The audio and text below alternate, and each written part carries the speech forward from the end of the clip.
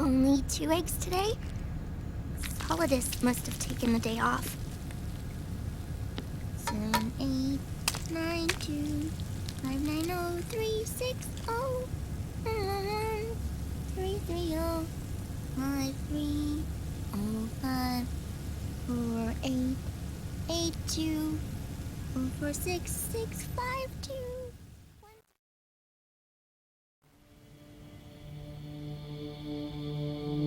The Manhattan incident triggered a serious public backlash. Now the U.S. has to think twice before intervening militarily in other countries' affairs. This has fueled a push towards military privatization, with PMCs at the heart of that movement. PMCs?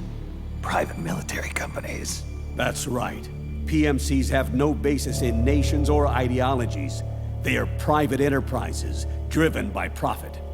In addition to dispatching mercenaries to war zones, they secure weapons and train local soldiers. They're contractors for war itself, and business is good. Their clientele includes developed nations like the US, rebel factions looking to seize power by force, smaller countries lacking armies of their own, even terrorist groups. They're in the Americas, Asia, the South Pacific, Europe, Africa, the Middle East. The rise of the PMC has spawned a war by proxy, and it's spreading across the globe. Sonny, we'll eat them later, okay?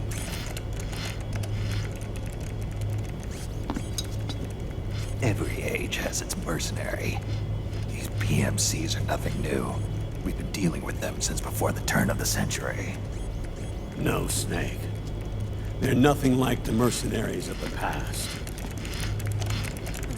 They're ready. Sorry, I'm a little busy right now.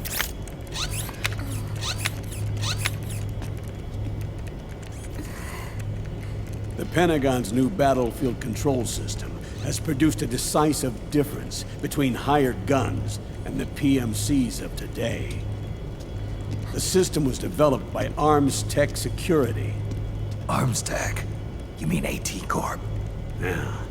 In recent years, AT Corp has shifted focus from weapons development to security tools. And since the establishment of AT Security, business has been booming. The system makes it possible to integrate not only micro-level information on individual soldiers and units, but also macro-level information about field conditions and order of battle.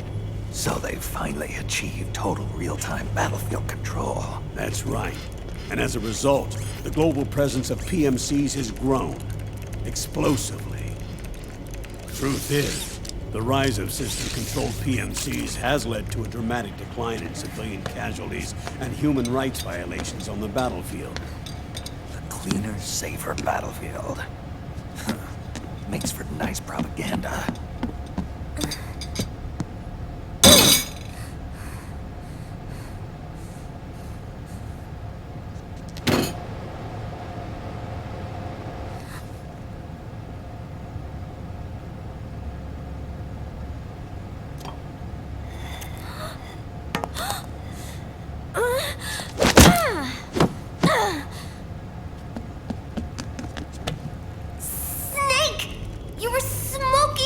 Weren't you? This is a non-smoking flight!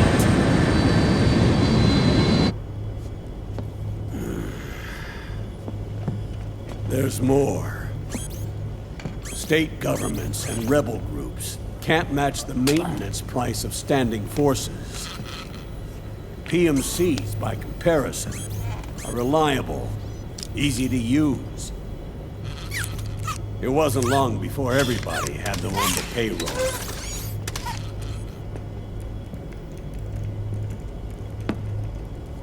And, as a result, regular armies began to decline worldwide.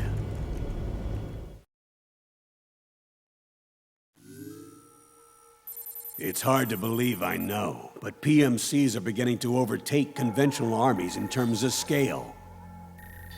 Nowadays, it's the PMCs who serve as standard battalions.